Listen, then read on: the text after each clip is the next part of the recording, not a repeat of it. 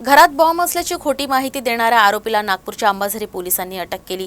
तर घरात बॉम्ब असल्याची माहिती मिळताच पोलीस विभागात खळबळ उडाली। जवळपास पाऊण तास झडती घेतल्यानंतरही काही संशयास्पद न सापडल्यामुळे पोलिसांनी सुटकेचा श्वास सोडला। टीम त्या ठिकाणी हजर झाली। आम्ही पूर्ण बिल्डिंग सर्च केली, परंतु असा कोणत्याही प्रकारचा बॉम्ब सदृश वस्तू त्या ठिकाणी आढळून आली नाही। आणि नंतर आम्ही जो कॉलर होता त्या कॉलरचा मोबाईल नंबरबद्दल नागरिकांना विचारून माहिती घेतली असता नागरिकांनी त्या कॉलरच्या मोबाईल नंबर ओळखला आणि त्यांनी सांगितलं की हा गणेश नावाचा मुलगा आहे जो त्यांच्या परिसरात राहतो। आम्ही त्याच्या घराचा शोध घेतला आणि आतमध्ये घरात गेलो असता तर बघितलं तर तो आतल्या रूममध्ये एका साईडला झोपलेला दिसून आला। आणि जेव्हा त्याचा मोबाईल मागितला त्याने मोबाईलमधलं सिम कार्ड काढून घेतलं होतं, मोबाईल स्विच ऑफ केला होता आणि तो दारूच्या नशेत होता। मग त्याला त्याबद्दल विचारलं असता तो उडवडीची उत्तरं देऊ लागला। मग त्याला त्यांच्या नातेवाईकांना माहिती दिली आणि त्याला पोलीस स्टेशनला घेऊन आलो।